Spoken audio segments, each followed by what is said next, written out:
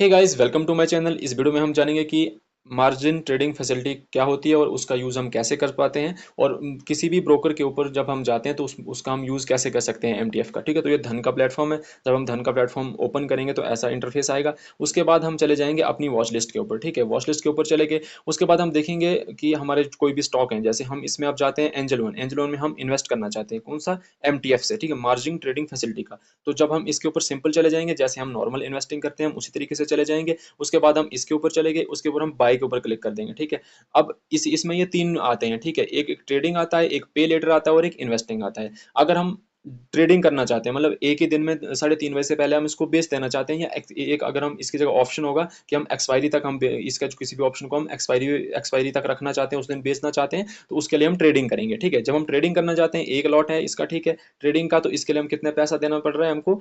468 रुपये देने पड़ रहे हैं। ठीक है, पर इसको हमें आज ही जो है वो 3:30 बजे से पहले इसको स्क्वेयर ऑफ करना पड़ेगा इस पोजीशन को। ठीक है, दूसरा आता है हमारे पास इन्वेस्टिंग। पे लेटर में बाद आता हूँ। इन्वेस्टिंग तो हमारा सिंपल होता है, जैसे एक लॉट हमने लेना है, प्राइस कितना चला एंजल वन का? 2326.60 रुपीज़। तो हमको 2327.30 रुपये हमको लग रहे हैं। मार्जिन हमको ये लग रहा है क्योंकि इसको जो भी टैक्स वगैरह होता है वो सब लगता है। ठीक है, 36 रुपये और यहाँ पे 37 रुपये लग रहे हैं, इतना हमको ये थोड़ा टैक्स लगता है। ठीक है, अब आते हैं हम पे लेटर के ऊपर। पे लेटर होता है एमटीएफ, मार्जिन ट्रेडिंग फैसिलिटी। ठीक है, इसके ऊपर लिखा हुआ है ऊपर देखो 3.30। ठीक है, मीन्स की हमको इसमें मिल रहा है 3 गुना, 3.30 गुना हमको जो है उसमें लेवरेज मिल रहा है। ठीक है, इसमें हम क्या करेंगे, ये पे लेटर के ऊपर चले गए तो हमको कितना लग रहा है? 707 रुपीज, 708 के तकरीब हमको रुपए लग रहे हैं। और इसका जब हम ट्रिपलिंग करेंगे, मल्टीप्लाई हम 3.30 करेंगे तो ये 23.36 आ जाएगा। ठीक है, तो इस तरीके से हम करेंगे। बाकी सब सिंपल है, इसमें जितनी क्वांटिटी हम लेना चाहते हैं, ये एक क्वांटिटी हम इसमें दो क्वांटिटी लेना चाहते हैं तो ये थोड़ा बढ़ जाएगा, इस हिसाब से चलता जाएगा।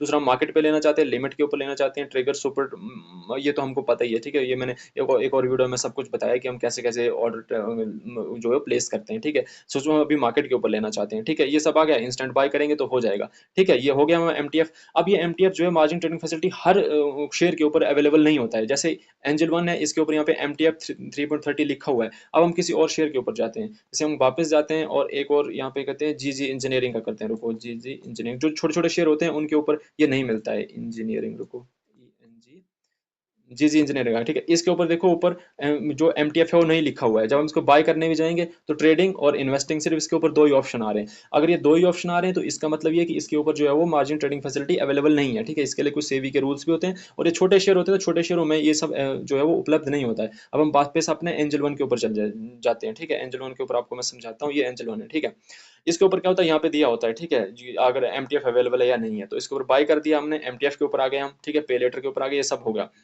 अब जो होता है इसका मतलब क्या होता है, ये एमटीएफ होता है। आप जब अब हमारे पास 1 लाख है और हमें पता है कि ये शेयर ऊपर जाने वाला है, तो हम इसमें 3 गुना, हम 3 लाख का जो है हम शेयर बाय कर सकते हैं। 3 लाख की हमारी इन्वेस्टमेंट गिनी जाएगी। ठीक है, हमारे 1 लाख की इन्वेस्टमेंट नहीं होगी, वो 3 लाख की इन्वेस्टमेंट होगी। 3 लाख के बराबर हमको शेयर मिलेंगे और 3 लाख के ऊपर ही हमको जो है वो प्रॉफिट एंड लॉस जो है वो काउंट होता है। ठीक है, और 3 लाख के ऊपर क्या करते हैं कि जो हम हमारा ये बच रहा है, ठीक है, जो हम 707 रुपये तो हम दे रहे हैं, पर 2326 रुपये का जो इन बिटवीन जो मार्जिन है 2300 का, ये हमको ब्रोकर देता है। ठीक है, ये ब्रोकर देता है और इसके ऊपर हमको कुछ और टैक्स देना पड़ता है, मतलब इंटरेस्ट देना पड़ता है। टैक्स नहीं, इसको इंटरेस्ट बोलेंगे। इसके ऊपर पर डे का हमको इंटरेस्ट लगता है। जैसे हमने इतना लिया है तो इतने पैसे के ऊपर ब्रोकर को हमें इंटरेस्ट देना ही पड़ेगा, चाहे वो हमारा प्रॉफिट हो या लॉस हो। ठीक है, उसमें हमको इंटरेस्ट इसमें देना ही पड़ता है। ठीक है, तो ये होता है इसका। ठीक है, इसमें ब्रोकर का भी फायदा होता है, लेकिन इसमें क्या होता है, कुछ सेबी के रूल्स हैं कि हम कितना दे सकते हैं, किन किन शेयरों के ऊपर दे सकते हैं। जैसे सेबी का इसमें रूल होता है कि वही ब्रोकर दे सकता है जो जिसकी नेटवर्थ 3 करोड़ हो। ठीक है, इस तरीके से भी इसके कुछ रूल्स होते हैं कि तुम यही दे सकते हो।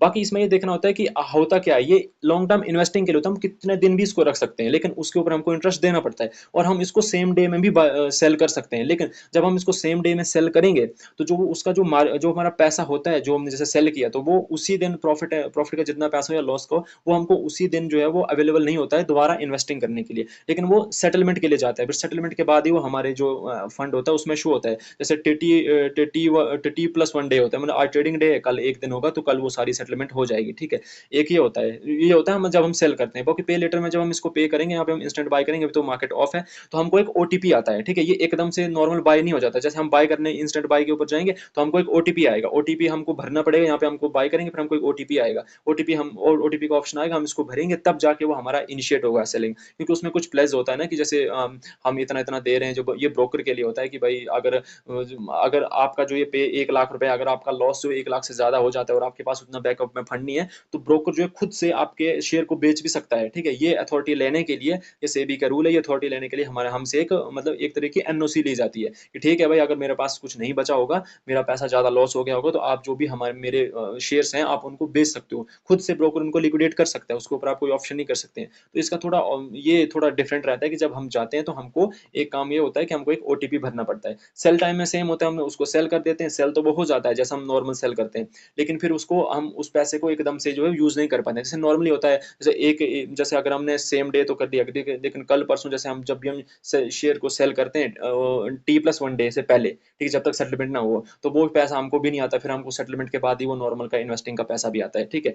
तीसरी बात इसमें एक और है कि जब हम इसको पे लेते हैं ना एमटीएफ में, तो वो डायरेक्ट इसमें नहीं जाएगा, जैसे ये ना ये पोजीशन में जाता है, जैसे हमने इसको किया, होम पे चले गए, और जब भी हम कोई लेते हैं तो हमारा यहाँ पे पोजीशन शो करता है, ठीक है, यहाँ पे हमारा ये पोजीशन शो करता है, ये इसमें नॉर्मल पोजीशन में शो नहीं करेगा, वो एमटीएफ पोजीशन एक अलग से ही आती है, ठीक है, इसमें हमको एक अलग से एमटीएफ की पोजीशन देंगे, जब एमटीएफ की पोजीशन आएगी, वो वहीं से आपको सेल और बाय हमको करना होता है, ठीक है। तो ये सब होता है, बाकी कुछ रूल्स हैं, ये भी सेबी के इसमें पढ़े, इसमें ज़्यादा जानने की ज़्यादा हमारे लिए जरूरत नहीं है, कुछ ब्रोकर के लिए रूल्स होते हैं कि भाई कौन कौन ब्रोकर कब कितना क्या क्या दे सकता है, सेबी के उनको 50% कैश रखना पड़ता है। जैसे सपोज करो, अगर कोई भी एक ब्रोकर है, वो 50 लाख का दे रहा है किसी को भी एमटीएफ में वो मार्जिन दे रहा है, तो उसको 50% पे 25 लाख उसको अपने पास कैश रखना पड़ेगा, या कैश की फॉर्म में रखना पड़ेगा, और जो 25% होता है, जो 50% 25 लाख होगा, उसको वो फिर अपनी सिक्योरिटी में या जो भी उसके अपनी एसेट्स होते हैं उसके रूप में रख सकता है। ये हमारे लिए इतना जरूरी नहीं है, मैंडेटरी प्लेस वगैरह, हमारे लिए सिर्फ यही जरूरत है जो मैंने आपको सब कुछ बता दिया।